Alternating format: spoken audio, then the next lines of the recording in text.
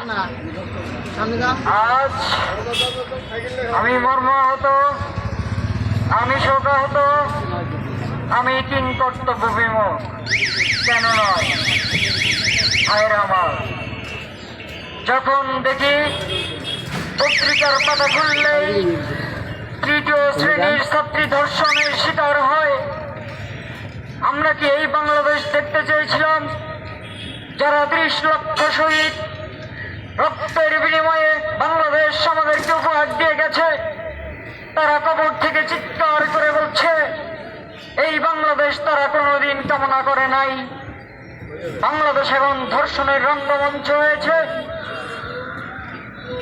গাজীপুরের মতো একটি জায়গায় ধর্ষক সাকাত হোসেন ধর্ষণ করে আড়ালে আবদালে প্রশাসনের ছদ্মছায়ায় ঘুরে বেড়াচ্ছে।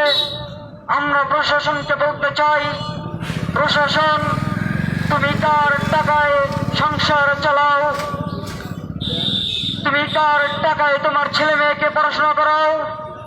প্রশাসনকে বলতে চাই, তুমি কার টাকায় দামি দামি পোশাক পরো, অফিসারি ভাব নিয়ে থাকো?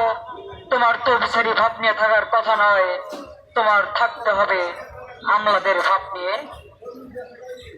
আমাদের টাকায় তোমার সংসার চলে, আমার গরিব দুঃখী মেহনতি মানুষের রক্তে অর্জিত অর্থে তোমার সংসার চলে, অথচ তুমি তোমার দায়িত্ব ঠিক মতো পালন করো না। আজ কয়েকদিন পার হয়ে যাচ্ছে, হামলা হয়েছে, কিন্তু ধর্ষণের এখন পর্যন্ত গ্রেপ্তার হয়নি। এটি একটি লজ্জাকর বিষয়। সংগ্রামী ভাইরা আমার, যদি ধর্ষণের সাকাত হোসেনকে দ্রুত গতিতে গ্রেপ্তার না করা হয়, আমরা বিলম্বে কঠোর কর্মসূচি গ্রেপ্তার করব।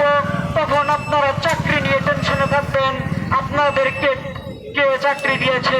চাকরি তো আমরাই দেই, আমাদের বেতনেই তো আপনাদের চাকরি চলে। ভাইরা আমার, আমাদের টাকায় যদি তাদের সংসার চলে, তাহলে কেন আমার বোন ধর্ষিত হবে? কেন আমার বোন, নিষ্পাপ বোন স্কুলে যেতে পারবে না, পড়ালেখা করতে পারবে না?